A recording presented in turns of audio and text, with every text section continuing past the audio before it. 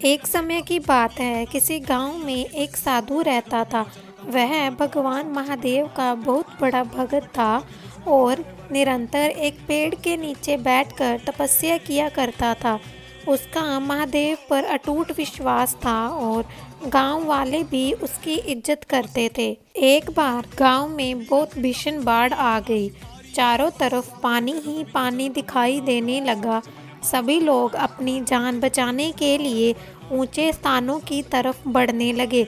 जब लोगों ने देखा कि साधु महाराज अभी भी पेड़ के नीचे बैठे महादेव का नाम जप रहे हैं, तो उन्हें यह जगह छोड़ने की सलाह दी।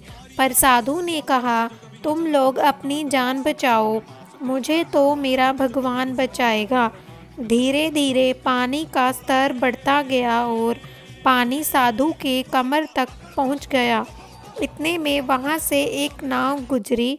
मल्लाह ने कहा, हे साधु महाराज, आप इस नाव पर सवार हो जाइए, मैं आपको सुरक्षित स्थान पर पहुंचा दूंगा। नहीं, मुझे तुम्हारी मदद की आवश्यकता नहीं है, मुझे तो महादेव बचाएंगे, साधु ने उत्तर दिया। नाव वाला चुपचाप वहां से चला गया।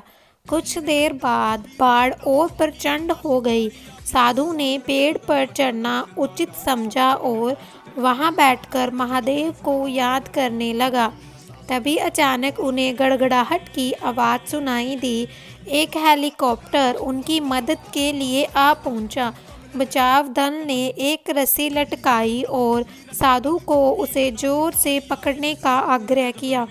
पर साधु फिर बोला, मैं इसे नहीं पकड़ूंगा, मुझे तो मेरे महादेव बचाएंगे। उनकी हट के आगे बचाव दल भी उन्हें लिए बगैर वहां से चला गया। कुछ ही देर में पेड़ बाढ़ की धारा में बह गया और साधु की मृत्यु हो गई। मरने के बाद साधु महाराज स्वर्ग पहुँचे और महादेव से बोले, हे प्रभु, मैंने तुम्हारी पूरी लगन के साथ आराधना की, तपस्या की, पर जब मैं पानी में डूबकर मर रहा था तब तुम मुझे बचाने नहीं आए, ऐसा क्यों प्रभु? महादेव बोले, हे साधु महात्मा, मैं तुम्हारी रक्षा करने के लिए एक नहीं बल्कि 3 बार आया। पहला ग्रामीणों के रूप में, दूसरा नाव वाले के रूप में और तीसरा हेलीकॉप्टर बचाव दल के रूप में, किंतु तुम मेरे इन अवसरों को पहचान नहीं पाए। मित्रों, इस जीवन में ईश्वर हमें कई अवसर देता है।